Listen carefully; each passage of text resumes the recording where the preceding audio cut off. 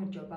თუ ინკლუზიური განათლების მიმართულებით ერთი კურსი მაინც გაგიულიათ საქართველოში, ალბათ თქვენს ჩემსავით სხვადასხვა ტიპის სირთულეები ისწავლეთ ტრადიციული მეთოდით, რაც გულისხმობს თეორიულ მასალას და ამა თუ იმ სირთულესთან დაკავშირებულ მახასიათებლებს, მაგალითად დაუნის სინდრომის, აუტისტური სპექტრის ან ასე შემდეგ.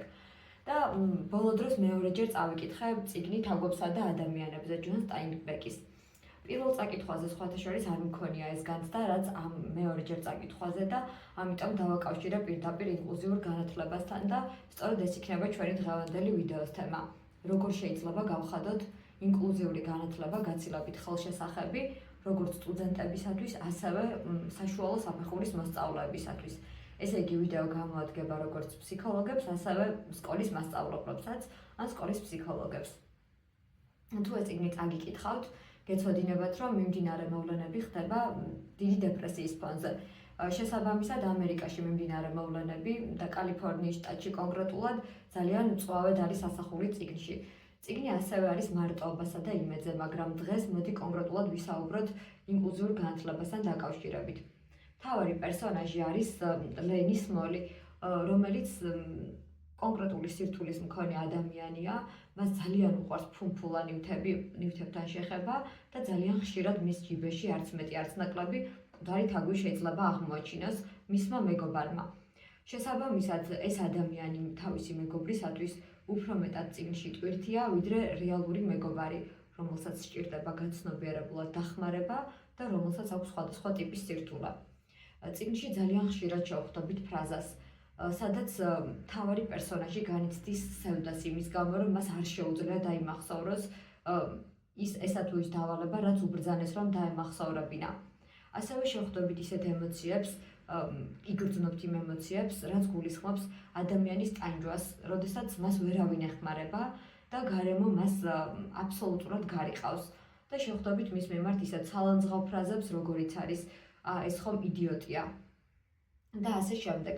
რა თქმა უნდა, ამ ყველაფერს ემოციის გარეშე ვერ წავიკითხავთ, თუმცა მნიშვნელოვანია, როგორ მივიტანოთ ეს წიგნი სტუდენტებამდე ისე, რომ მათ გაუჩნდეთ განცდა, როგორ შეიძლება დავეხმაროთ ადამიანებს, როდესაც ასეთი სირთულეები აქვთ.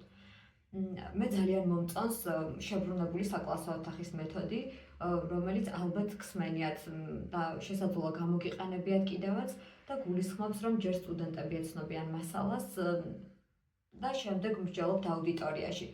მე ვფიქრობ, რომ ძალიან კარგი იქნებოდა ამ წიგნის განხილვა ამ თვალსაზრისით, რომ ჯერ ყველა მოსწავლემ ან სტუდენტმა წაიკითხოს და შემდეგ ლენი იყოს ჩვენი პირველი პაციენტი, ვისთვისაც დავგეგმავთ აქტივობებს, თუ რა შეცდომას უშვებდა საზოგადოება მასთან მიმართებით, რა უნდა გაეკეთებინა ოჯახს, რომ მას თავი ეგრძნო კომფორტულად. ასევე როგორ შეიძლებოდა მისი ძლიერი მხარეები, როგორიც არის მისი უზღვავი ფიზიკური ძალა, შეიძლებოდა გამოგვეყენებინა საოცარ მხარედ და პირიქით უფრო გაგვეძლიერებინა. ან როგორ შეიძლებოდა გვემუშავა მის მეხსიერებაზე, რომელსაც თვითონაც ასე ძალიან წუხდა, რომ მისი მეხსიერება არ მუშაობდა უბრალოდ გრძელვადიან პერსპექტივაში. თუმცა ერთი რამ ყოველთვის ახსოვდა, რომ მაქსიმალურად უნდა გაეკონტროლებინა საკუთარი თავი და ძალა, რომ ვინმესთვის არ მიეყენებინა ფიზიკური ზიანი. თუ ეს წიგნი წაგიკითხავთ და ამ ჭრილში გიმსჯელიათ ან შესაძლებელია გამოგიყენებიათ კიდევაც, უბრალოდ მე ვერ ვნახე ვიდეო, რომელიც ამ ჭრილში განიხილავდა აღნიშნულ წიგნს, აუცილებლად გამიზიარეთ თქვენი მოსაზრებები.